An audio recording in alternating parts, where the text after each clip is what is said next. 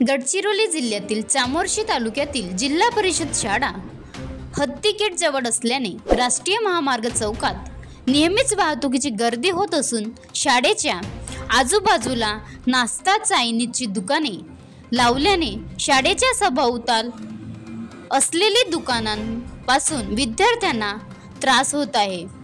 तसेच विद्यार्थ्यांच्या तब्येतीवर परिणाम होत असून उग्र वासेने खिडकी बंद करावे लागते व सूर्यप्रकाश आत येत नाही। त्यामुळे शाळेसमोर अपघाताचे प्रमाण वाढले।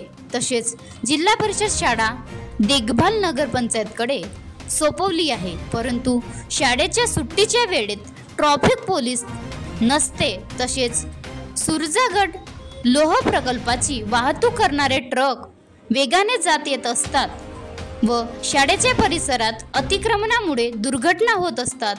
केंद्र शाळेतील शिक्षक तसे व्यवस्थापन समितीचे पदाधिकारी यांनी नगरपंचायत चामोर्शी, पोलीस स्टेशन चामोर्शी दुकानदारांना वारंवार नोटीस बजावूनही काही कारवाई नाही। शाळेतील दुकाने हटविल्यास शाळा व्यवस्थापन समिती विद्यार्थ्यांकडून दुकान हटविले जाण्याचा इशारा दिला।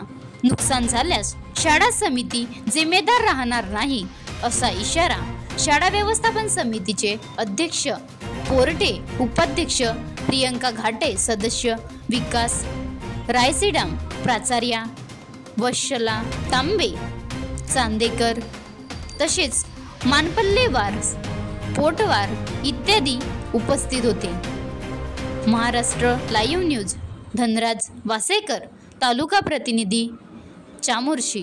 सर, आमच्या शाळेमध्ये अशी अडचण होऊन राहिली आहे, मुलांना यायसाठी म्हणजे शाळेमध्ये यायसाठी आजूबाजूला दुकान आहे आणि दुकानामुळे सुट्टी झाल्याच्या नंतर जे अडचण होते निर्माण होत आहे। आज हायवेला सुरजागड प्रकल्पामुळे ज्या ट्रका येऊन राहिल्या खूप सारे ॲक्सिडेंट होऊन राहिले, त्याच्यामुळे आता बरेचसे मागच्या या 15 दिवसा अगोदर ॲक्सिडेंट झाला। त्याच्यामुळे आम्ही पोलीस स्टेशनला एक निवेदन पण दिला होता। ॲक्सिडेंट झाल्यामुळे मुलांची सुट्टी होतो, सुट्टी झाल्याच्या नंतर व्यवस्थित आमचे मुलं गेले पाहिजे।